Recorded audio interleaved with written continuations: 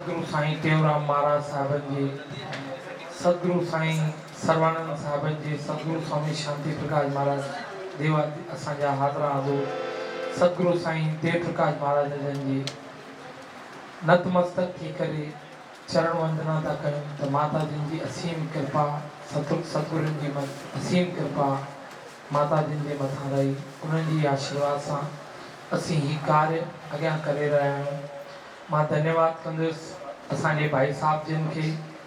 हरि कीर्तन दरबार जा असांजा ही भाई साहब संतोष कुमार जी भाउ, असांजा दादी भेण,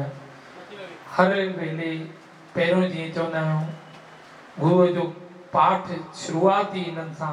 वेंदे वेंदे बि वरी भाई साहब चयो हिकिड़ी सुखमणी लाइ त असीं पाण तरसंदा आहियूं त शब्द ॻायूं ॿुधूं, इहो बि कननि ते पए।